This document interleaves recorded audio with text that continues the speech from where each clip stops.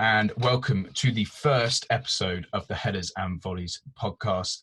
I'm here joined today by my two good friends Byron and Charlie, and the topic we are going to be discussing on our first podcast that we are making is Chelsea, their recent run of poor form and whether we think they can get top four.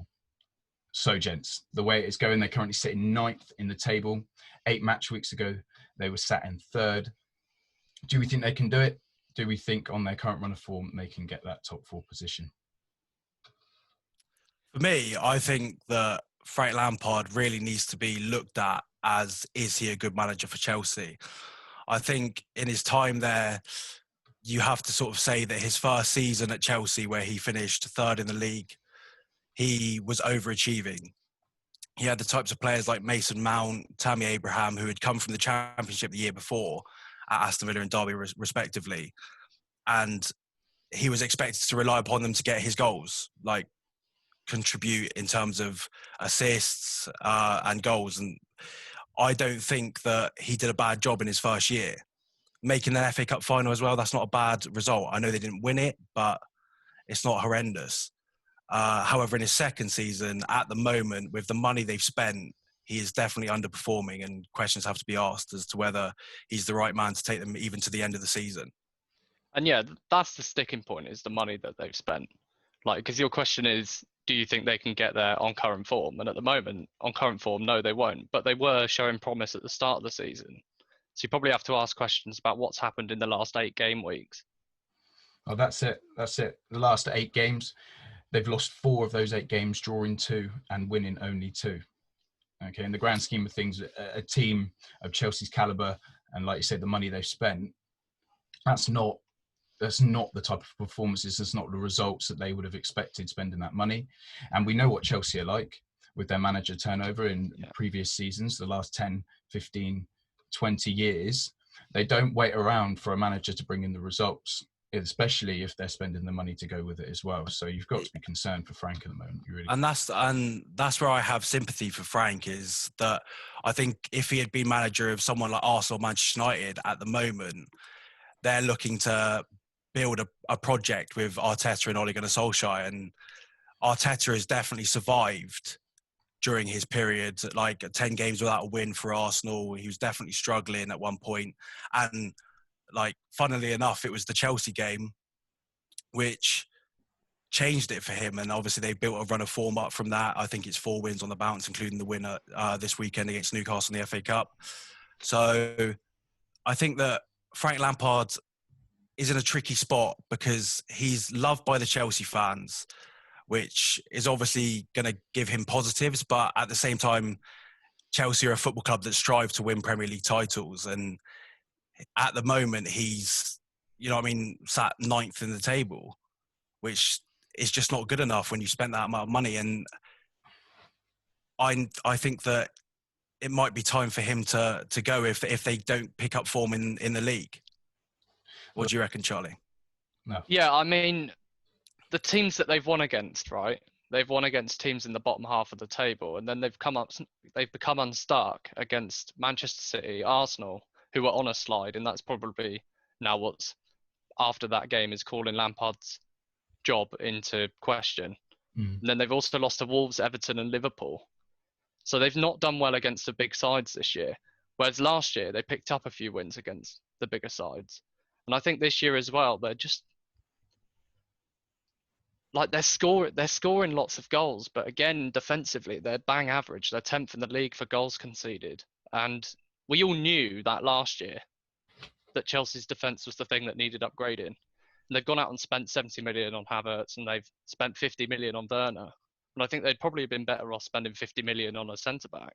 But how do you boys feel about what Lampard says after games? You know what I mean? Like he has praised the players and he has supported the players and he's come out and protected them at times. But I feel like this season it's been far too many times he's come out and he's sort of got on the back of players and not really protected them like most managers do. And he outs them, which is good and is needed. But in the public eye, in front of the media, do you really think that's like necessary? Well, that's just a sign of him knowing that he's under pressure and the stature of the club, and the players aren't performing as well as he believes they should be. I think it shows the inexperience that he has. You know, he's only had 2 managerial jobs. You got Derby, and he's come straight into to manage his club in Chelsea, right? And like you say, I don't think it's a bad thing that he outs the players, because I personally think that's needed in a football club from a manager. But the way he's doing it, the time he's doing it, the points that when he's doing it, I think it really shows his inexperience. I personally think he's a bad manager. He's a great player, and if he can bring any sort of tactical price, what he had on the field, into his management, he's going to do well. But I think he's still in early stages. He's still trying to figure things out, and that's just one piece of the puzzle that he's going to be trying to get his head around at the moment. Is how does he get some of these players performing the way he wants them to? Like, what does he need to do to get them into gear? And I think at the moment he probably thinks that outing them socially in front of the media and that might be a way of doing it for some players, and it may not be the case. Again, it's just a case of figuring that out. I really do think. I think that was definitely a thing he did against Manchester City. You know, I mean, they got absolutely trounced in the first 30 minutes by Man City. It was 3-0, game was gone. And Man City kept pushing for the rest of that first half, and they could have scored a couple more goals. But what was more, I think, disappointing for me was that in the second half, Man City took their foot off the pedal completely, and they didn't even push. And Frank Lampard left Timo Werner on the pitch, and I felt like he left him to hang out to dry, in a sense, because he was sort of sending a message saying, like, this is what I'm working with. He's not working like out for me up front at the moment. He played him up front in that game, and he's been criticised for playing him at left wing. Like, it's a tough one. But what was most disappointing for me in that game against Man City in the second half is that they didn't look like they were going to score. I know they did end up getting a cutback and Hudson-Odoi taking a chance, but Man City were in first gear the whole time, which was a big concern for me, considering the slide of form that Chelsea have been on this season. Considering Chelsea as well have been scoring goals, like they're third in the league for goals scored. Yeah, against the big sides, like I said earlier, they just seem to pose less threat. Again, even in the Arsenal game, you know, they had most of the ball, and they just either end up resorting to crossing or just playing through the midfield and whatever. And I don't feel like against the big sides who will defend well, I don't feel like that will work as well. Yeah, they're missing that killer instinct, aren't they? That killer instinct that they had with Diego Costa, killer instinct that they had with Drogba. They don't have that at the moment. They're trying to figure that out and try and get pieces in like Werner, but it just isn't coming together. But they have a player in Giroud who would suit that game style. And the question there is, should you play him ahead of Werner, who is a world-class striker, let's not get it twisted, but he's not doing the business. Whereas Giroud is scoring goals when he's playing this year. And that's something we're going to come on to later on, isn't it, in the podcast, is who's the best option in that position for them. Yeah. In respect to what we've spoken about then, gents, is Frank Lampard, do we think he's the right man for the job? Do we think he's the right man for this job? I personally think that he should be given time. He should be given to the end of the season. I think that if he was to be sacked midway through the season, it would really hurt the Chelsea fans. I think a lot of them still want him to stay. I think they fully back him and they're fully supportive of him. And it's just been a shame with COVID and everything that there haven't been fans in the stadiums to get behind him, because he's needed that and he's had that all through his playing career. And it's just been, I think, an issue for Chelsea. They can't seem to find the groove, and fans would help that. And some of these new boys that have just come over, like Havertz, like Werner from Germany, like with fans in the stadium, they might be performing better. You know what I mean? Like they might have, like Werner hit a bit of early form this season and he might have been full of confidence bagging in goals, but he's had a bit of a dry slump at the moment. And that, I think, causes him to lose his confidence. And without fans there, it's very difficult to sort of regain that.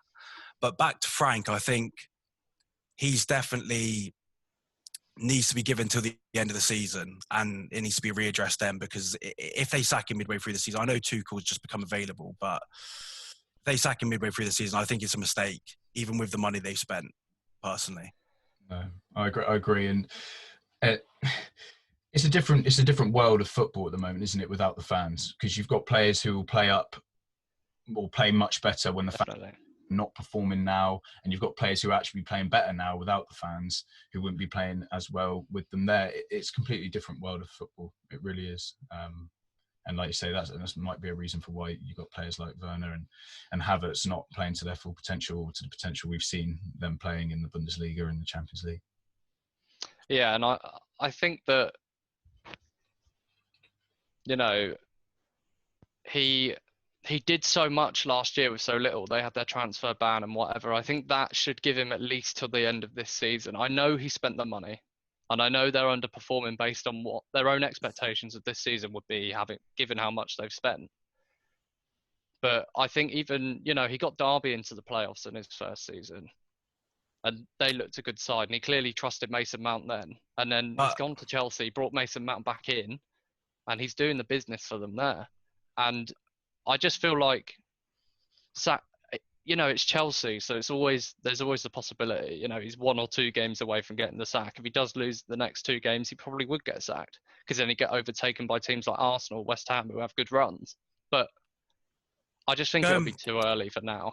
Going back to the point on Derby making the playoffs, though, during around that period that they were making the playoffs every single season, can that really be considered a success as a manager? Or could it, like, I personally think that was bare minimum for Derby, was to make the playoffs at least. And they only just snuck in by a point, if I remember correctly. Like, Middlesbrough were the team that were behind them. So they only just made it in the final place in the playoffs. I know they beat Leeds coming back from a 2-0 first leg to win the second leg, 4-2, and then 4-3 overall, sorry.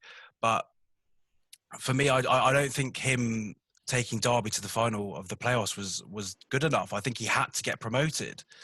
It was bare minimum. Like, I think getting top 4 for Chelsea, I do feel like that was a slight overachievement, but it is the bare essential that you're required to do as a manager at Chelsea. And at the moment, I do think there's serious questions that have got to be asked about his managerial, like the way he sets up his tactics. I just don't see him being a top draw manager. I don't think there's just a lot to be answered for.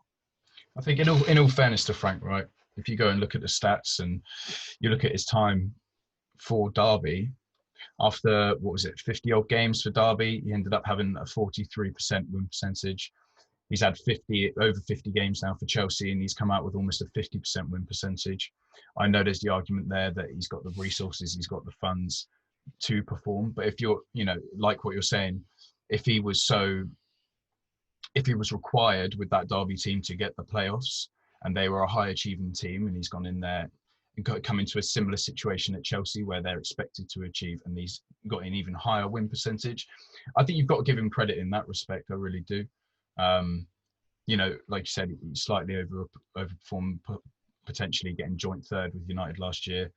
And if you look at this point in the season last season, so I think 17 one, isn't it? Match week 17 last season, they were only 3 points ahead of what they're at now.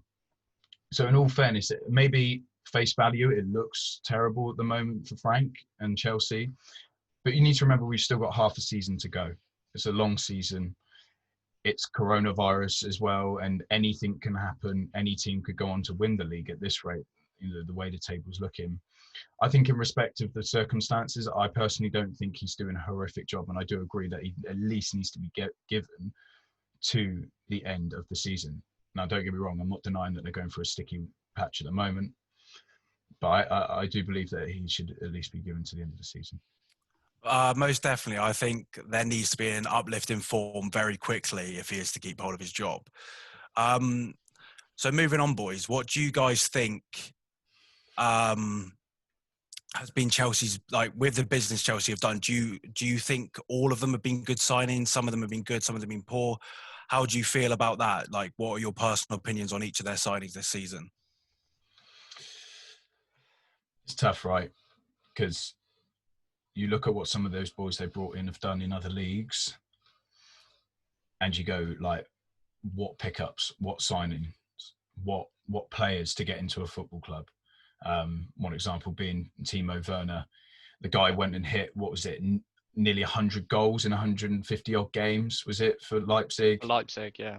0.6 goal per game ratio, like unbelievable amount of goals in the Bundesliga and in the Champions League as well. And there's no denying that he's come to in Chelsea, and I wouldn't underperformed. Is that the right word for it? Like, he's definitely not performing to the level he was in Germany anyway. And I think in the league he's been underperforming for sure. Yeah, I think stats show it as well. Yeah, I think it's been, if you look at his sort of goal record in the Premier League this season, a lot of his goals came early, and he's been on a very dry patch so far. I think since like November. 7th of November was the last time he scored against Sheffield United, who are obviously struggling. So yeah. So it's a tough one, but I think Werner being only 24, if you look at his record for Leipzig and you look at his record in the Champions League, I think with the money that they spent on him, I think it was 45 million, 50 million that he spent on him, which if you look at his last season for Leipzig in the Bundesliga, he had 28 goals in 34 games, only outscored by Lewandowski, who has just won the best player this year. So I think that there's definitely a player in there. I think he's got very good movement. I think his finishing, he needs to sort of prove himself, but overall, I think that there is definitely a good player in there. Whether he plays in a two up front, Frank can work out how to fit Giroud or Abraham and he plays off for them. Whether he plays on the wing, which he has done for Germany and Leipzig, I think he's good value because he was touted to be going to Liverpool before Chelsea, you know what I mean? And they've got Mane, Salah and Firmino up front. And he probably came to Chelsea because he was guaranteed first team football. But I do think that he will be a player. Whether he'll be world class in the Premier League, I'm not sure. But there's definitely more to come from him than we're currently seeing at the moment. Yeah, for sure. And as you say, you know, he's 24. He's got time on his side. It's not as if he's a player in his prime, 27, 28. He needs to come in and hit the ground running.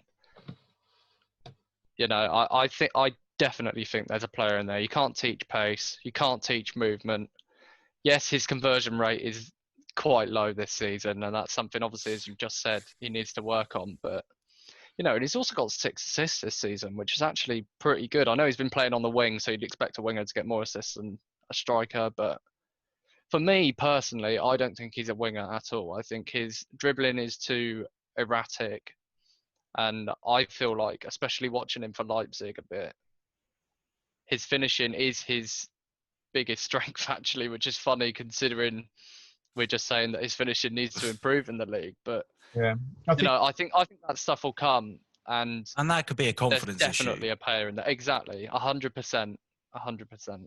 The way I look at it, right, and I hate that, you know, unfortunately, money is taking over football at the moment.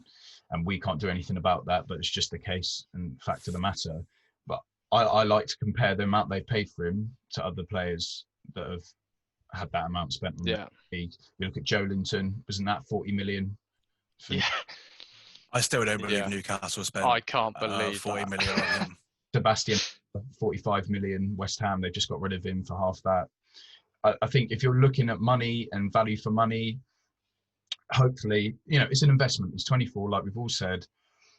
I think for that sort of money, it was a bit of a no-brainer for Chelsea to go in and just go, we'll take the gamble, if anything. Yeah. And if you look at his stats, it wasn't even that much of a gamble. If that person is scoring that many goals in any European top league, I think time is important for any player from a foreign league coming into the league, and fans.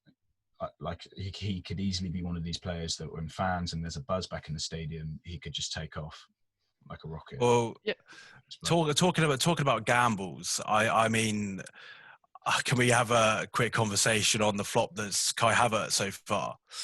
I mean, he's been absolutely shocking from what I've seen of him in the Premier League this year. And I didn't see too much of him in the Bundesliga, but I thought that from seeing him in the Champions League, there is a bit of a player there. But this season, he's been woeful. I just think, Yeah, he was a lot of money, right? And yes, he got COVID, and yes, he might have got it more than other players, but I do agree that he's looked a bit shaky. And I was really high on Havertz before he joined Chelsea. Like, I thought that any club would get him. I thought he could have gone to Juventus, Barcelona, but Paris Saint-Germain, any club in the world. But he's looked shaky, and I don't know whether it's a positional thing, because I don't think he's a winger at all. Like, Frank Lampard's played him on the right wing. I don't think he's a winger at all. He's played him in centre mid in 3. I don't think he's a centre mid at all. So if you have a player that's so specialist, and he doesn't really do a good job in those positions, like, I kind of see him as a Dele Alli, like a second striker, getting on the end of crosses in the box. But he's not even like making bursting runs into the box like he did for Leverkusen. So, and the trouble is with him, it's the price tag, and that's not through no fault of his own, but Yeah, but clearly it just is what it is. Clearly he's feeling that pressure of the price tag, which is no fault of his own. But I mean, I really think he's been shocking. I think Frank's tried him at number 10. I think he's tried him as a 3 in midfield. I think he's tried him out on that right-hand side. Now, when I watch Hakim Ziyech play for Chelsea, you see him in the game against Burnley, and Hakim Ziyech was just having a field day. Yeah, he was untouchable. He's that good. And that's exactly what Frank was hoping to get out of Kai Havertz. But for me, I see similarities from him that I saw in Mesut Ozil. Is like, does he bring the physicality to the Premier League? I know he's a big lad, but he doesn't really like use like his size and his stature. But being only 21, and I know he suffered from COVID, and that has set him back, and he apparently suffered from it quite badly, which is obviously going to knock his confidence. It's going to make it difficult for him to settle into a new league, new language and all that. And and with COVID anyway, not being able to go out of the house much, and obviously they're just going to trainings, like self-isolating otherwise, he's not really being able to like get into the culture of living in London and all that. So he hasn't truly settled in yet, but he definitely deserves time. But he's been a real flop this season for sure, and 70 million seems like a waste of money. That's it. And I think he's definitely feeling the pressure, right? When I've watched him play, he just looks so he looks as stiff as a pencil. He really needs to loosen up, because when he gets the ball, there's no relaxation, there's no like composure that you've seen him do in the Bundesliga, you've seen him do in the Champions League. It's like there's no creativity. He just goes like plays really safe. Yeah, he is a creative force, right? And in order to be your most creative, you need to be relaxed, you need to be composed, you need to be able to think quickly and react to situations, and he's just not doing that at the moment. And it shows, because I'm pretty sure I looked, and it's one big chance that he's created in the Premier League season, and that's it. 72 million quid. And unfortunately, like we've said, and he's an attacking midfielder. Yeah, he's going to get compared to that price tag all the time, and you can't escape that. But one big chance created of 72 million quid is just not good enough. And I think, for me personally, he's the biggest disappointment that they brought in this season. He really is. Yeah, I agree. Which is funny, considering how good I thought he was at Leverkusen. And again, that's where you ask whether it's tactically. Is Frank Lampard playing him incorrectly, or has he really struggled in the Premier League? Both, maybe. And I feel like when you watch Chelsea, I feel like Mason Mount is like the polar opposite to him. You know, I mean, Mason Mount is a driving force in that Chelsea midfield. And when you watch Havertz, you just don't get the same like feeling from him, the same sort of passion and the same sort of fight, which is a bit of a problem. And that could be so many different things. But again, he's like Timo Werner, he's clearly suffering from a lack of confidence. Now, like I mentioned earlier, with Frank Lampard getting into the players a little bit, has that knocked their confidence even more and made it difficult for them to sort of recover from? Yeah, I mean, different players will react differently to their manager outing them. For some players, it will lift their shoulders up a bit and be like, right, okay, I need to be better. But for other players, they'll cower to the pressure or whatever and think, oh well, and just get negative thoughts or whatever, and just think, I can't. Well, my manager's outed me. I can't do this, and I think it's a tactic that only really works if you have a really strong squad full of elite mentality, almost like the way Sir Alex Ferguson reigned at United. Like that squad's mentality was Yeah, top draw, even though they didn't necessarily have the best quality on the pitch or whatever. Mentality wise, their squad was so elite. and And I think that mentality only comes when you win stuff as a group, yeah, and exactly. they haven't done that yet. And obviously they've only signed this season, so there's still time. Like they haven't even, obviously apart from the League Cup, they haven't really played for the first trophy of the season yet. So it's just, when you look at somebody like Ben Chilwell, I know he's obviously come from Leicester and he's a Premier League proven player, but do you think, like Leicester, do you think, Ben Chilwell's like worth the money, the 50 million that they spent on him? I personally think that he's been, along with Reece James and Mason Mount, probably their best player this season. I agree. I agree with that. In that respect, let's talk about then their signings which have had an impact in Mendy, in Chilwell, and in Thiago Silva. I personally think has been a great pickup for them, even at the age of 36 years old. At the end of his career, I think he's come in and he has been decent at the back for them personally, I believe. Yeah, I mean, he's just not a long-term solution, though, is he? Like, did they bring him in because they really thought they'd challenge for the league this season, and they thought, right, for 1 or 2 years, we're going to have that experience of someone at PSG who's used to winning leagues and whatever. But they're nowhere near winning the league this year, and he's not propelling them to that top level either. You know, they're still 10th in goals conceded. They're bang average, and you have to think, yes, bringing him in for free is a good bit of business, I think, but also I feel like they could have spent more money at centre half. Like, what's their long-term solution? Are they going to try and bring Tomori in? Are they going to try and use Thiago Silva to mentor Tomori and then bring him in once Silva moves on, and then go with Kurt Zouma? Yeah, well, that's the thing, right? I think not only I personally think has Silva been solid or relatively solid at the back for them this season, but also he's been brought on for a secondary reason of mentoring those young defenders, Antonio Rudiger, Andre Christian, Tomori, Kurt Zouma, four centre halves who are still 24 and under.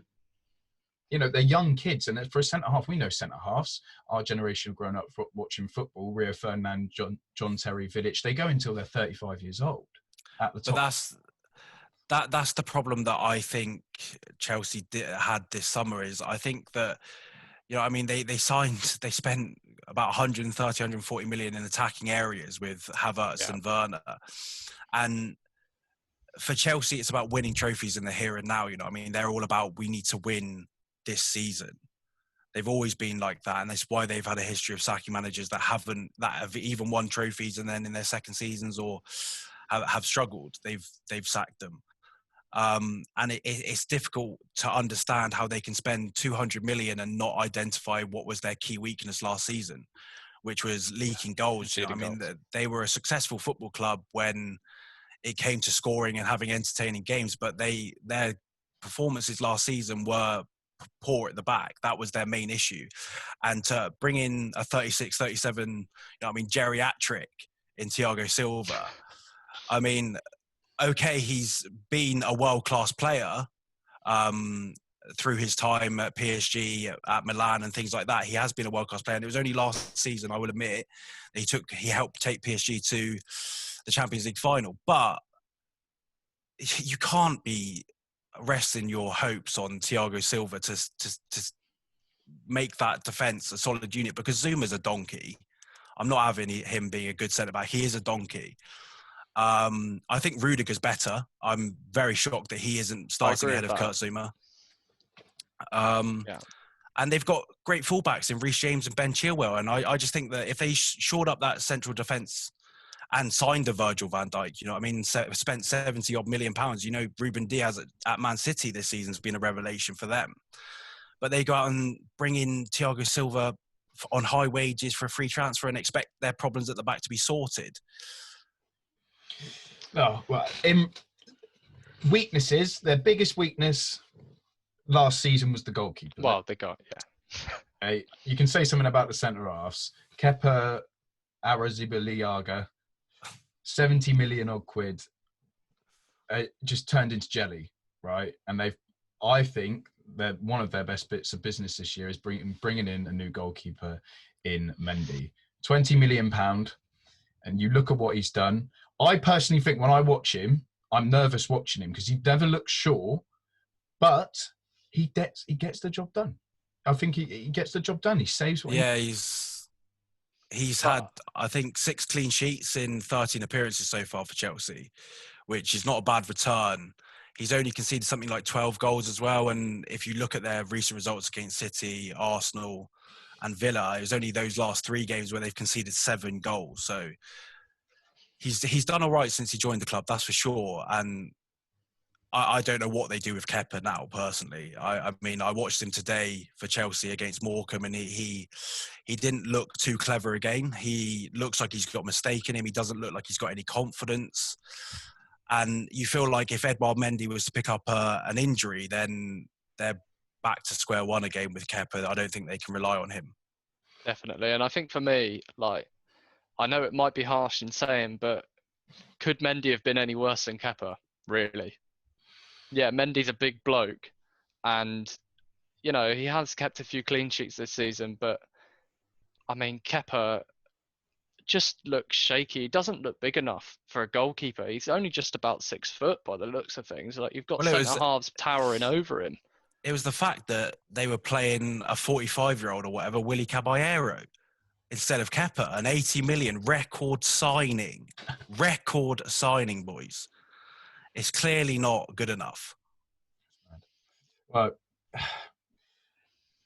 so in respect of signings then, and we brought it up earlier when we first started discussing the topic, let's compare Timo Werner to what else Chelsea have up front, because I think a debate that needs to be had is who is Chelsea's most dangerous striker. They've got Timo Werner, Tammy Abraham, Olivier Giroud. I personally think all 3 of them are very different to each other, all very different options, all give something very different to the team. All playing very differently at the moment as well. What do we think to who's the best? For me, you can't look past Olivier Giroud.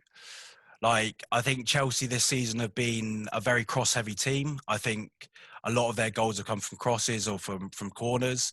I think that Reece James has got a great right foot on him, and his crossing has been compared, or it said that it's even better than Trent Alexander-Arnold's, which I'm still yet to see. But I think he's definitely got a very good right foot. And then with the re-inclusion of Hakim Ziyech coming back from injury, who's a player that we haven't mentioned yet, but he's personally, for me, been their best signing outside of Ben Chilwell, because he just looks like he can control a game. He looks like he can get his foot on the ball and he can beat a man, or he can pass the pass through the defense. He just looks like he has that world-class ability, and he loves to cut back in on his left foot and whip it to the back post. Now, if there's a striker that you want in the box for those sort of balls in, it's Olivier Giroud. He's proven time and time again for France, for Arsenal, for Chelsea, that he can be relied upon as a proven goal scorer. I think we can agree now. Yeah, I think what I'd say about Giroud, right, I think he's the best plan B in world football, right? And there is absolutely no debate on that. But the question really is, can you win a league with Giroud up front? Now, for me, I don't think you can win a league with Giroud up front.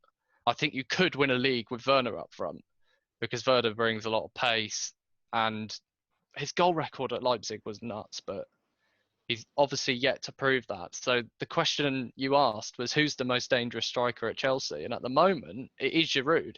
As you said, based on their play style, he's scoring goals. And with Ziyech, I have to agree with Ziyech. If he can stay fit, that's the big caveat. He's been injured a lot in the last 2 years. If he can stay fit, they have a player there. who can change games, right? But And going I back think to winning leagues with Giroud is if you put the right players around Olivier Giroud, as proven for France, you'll win a World Cup. You know, I mean, I know they have world class individuals like Kylian Mbappe who turned up. I know Giroud didn't score at that World Cup, but it's not just his goal scoring that he's brilliant at. It's his hold up play. And if you play Timo Werner off of Olivier Giroud as a second striker, I believe you'll get the best out of him. Just like at Leipzig, where you had Poulsen, the big man up front, and you had Timo Werner playing off of him. I feel like that's what's needed at Chelsea. Frank needs to change the formation, work out how to get the best out of these players in maybe a different formation. But with Ziyech, Werner, and Giroud, I think that's their best front three at the moment. I think I'd agree with that. And I think one man that we forgot to mention is Abraham. Where does Abraham fit in all of this? Yeah, well, I personally don't think Tammy Abraham is the best striker at Chelsea. I think he works hard, and I think he's difficult to play against because he's so big. I think with Tammy Abraham, it's so much more than just the goals he gives you. If you look at statistics, he's assisted more goals than I think most of the other strikers, or as much as most of the other strikers at the club.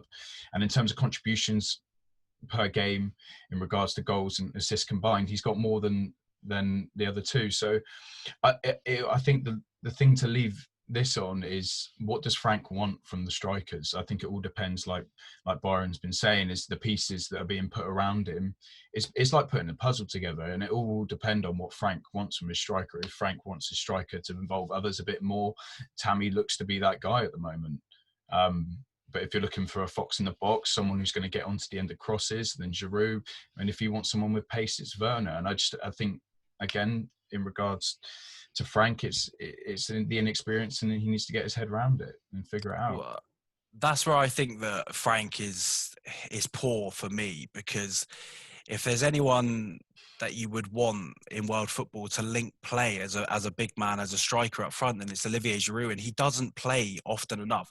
Now, I know he's 34, so maybe that has something to do with it. Maybe we're asking too much of him as an older player in the Premier League, but I don't see any signs of him like struggling to keep fitness, or he's not like working hard enough in games. I think that Tammy Abraham is a good player, but he's not Chelsea level, and it's a shame. But while Olivier Giroud's there, and he's got hunger because he's chasing down all-time record scorer for France and he wants to get in that Euro squad this summer.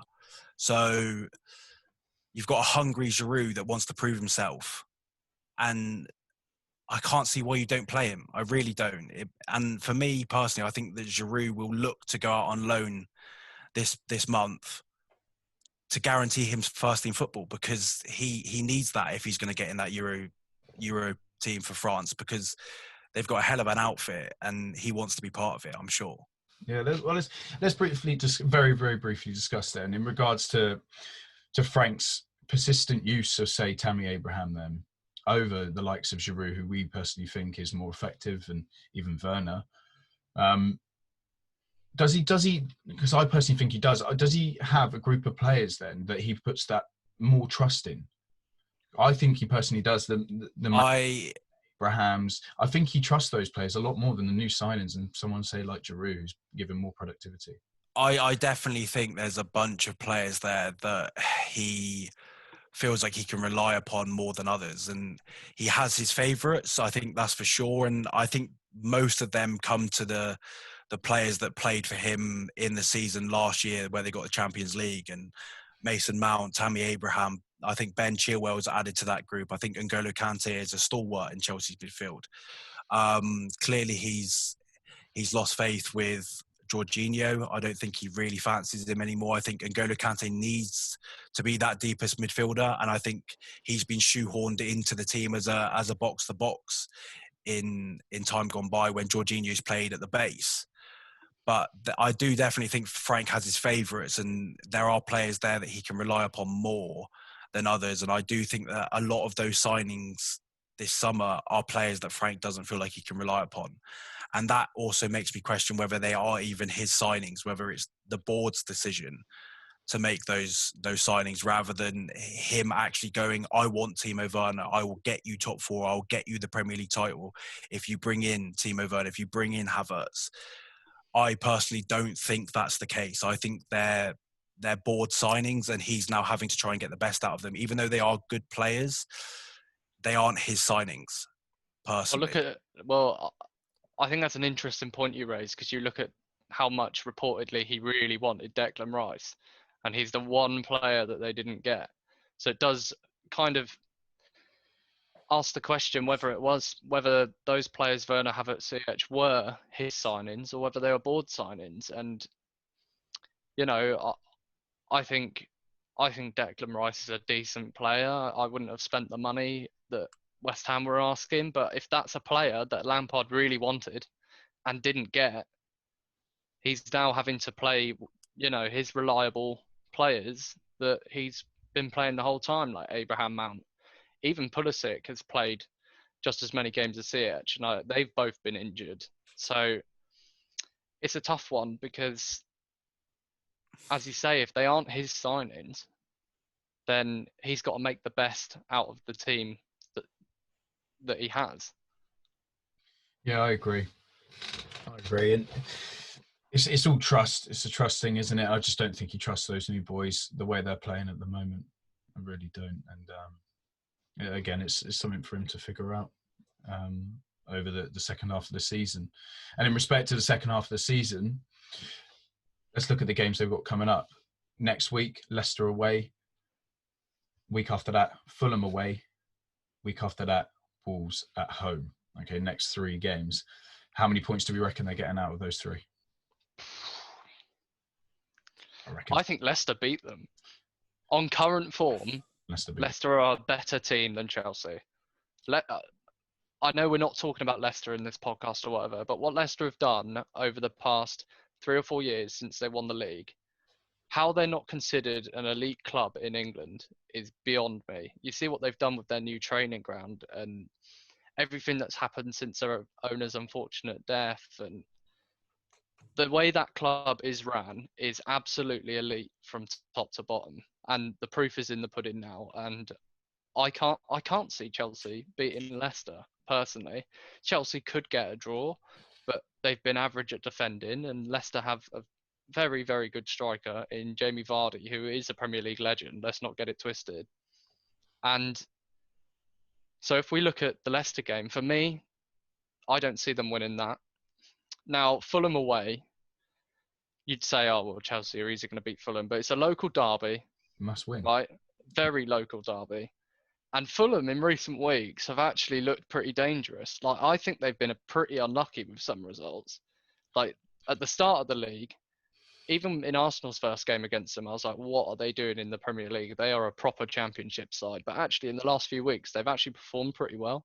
So I think that's a dangerous game for Chelsea. And honestly, if Chelsea lose those 2 games, I think Frank's gone. I don't even think, genuinely.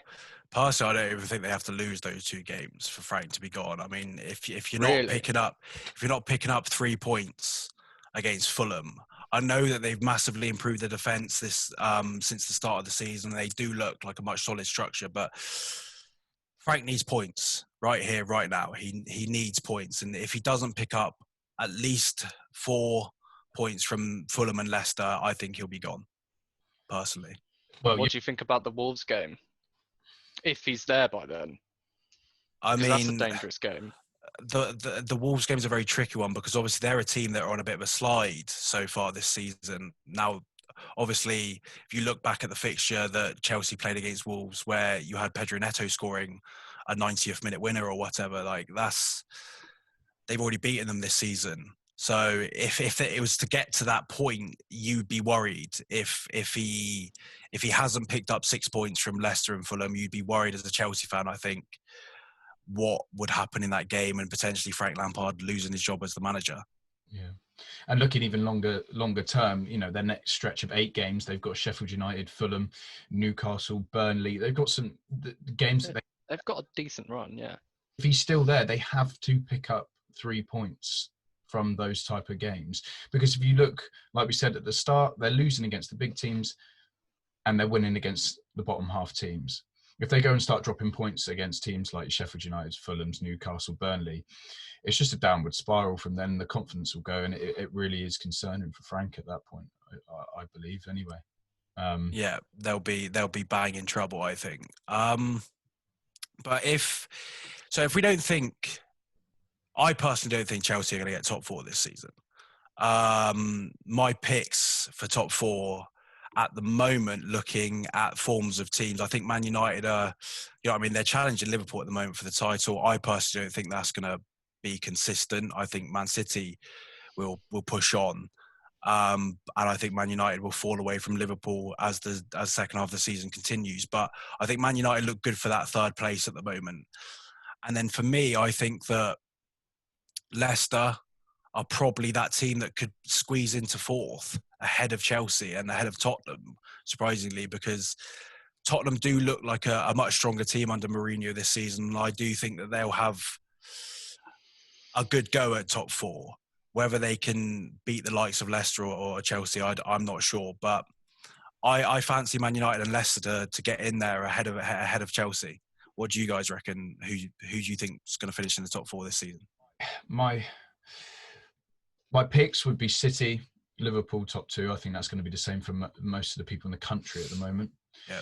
They've got United, who seem to be winning every game, whether they play world class or bottom class. And I think that's going to secure them a top four. I can't say whether it's third or fourth, but they'll get in that top four. Leicester, like Charlie said earlier, they're just such a well-run club. And they've got pieces like Vardy, who just seems to be banging in goals. And I think he will do until he's 40 years old. Outside picks, I don't think Spurs will get that top four. And that's an unpopular opinion that I think a lot of people are going to look at and go, you're a weirdo. But Everton, I think Everton are my outside pick purely because of Carlo Ancelotti. He's one of my favourite managers. I was growing up watching football when he's been at AC Milan and Bayern Munich and all the foreign clubs. And to see him come into the league, I was excited. I was intrigued because of how well he's done in Europe.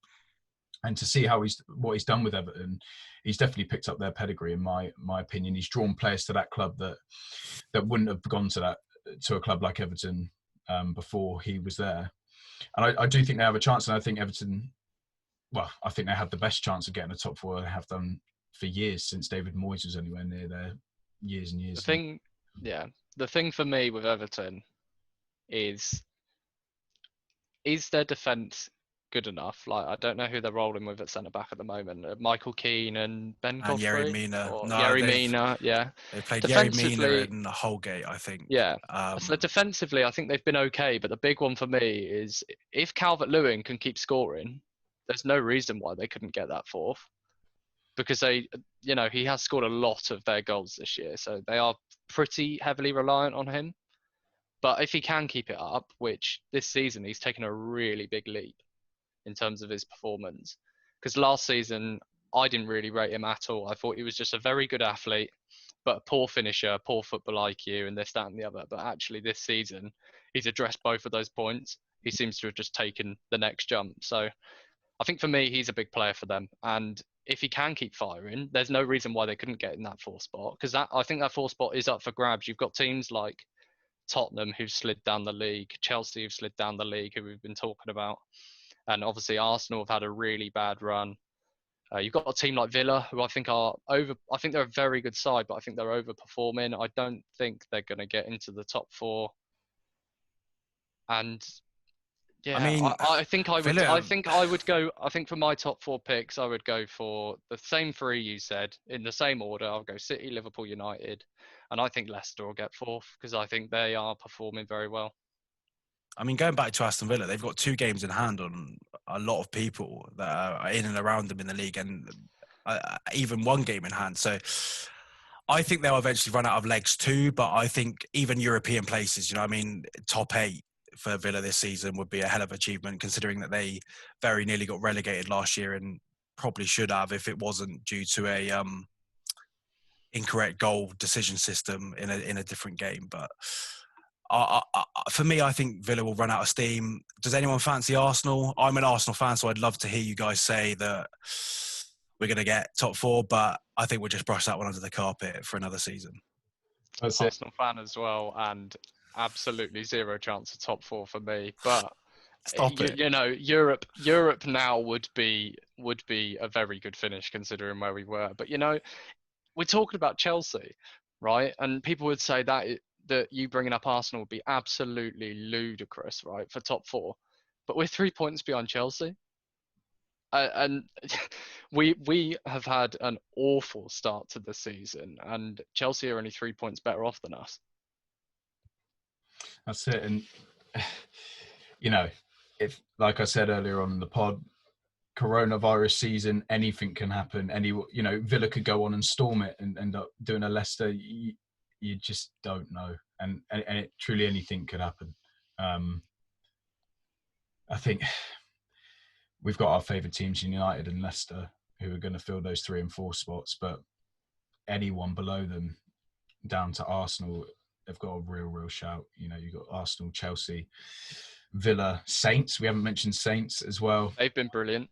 I think they'll, similar to Villa, I do think their legs will run out eventually. But what a start they've had to the season as well.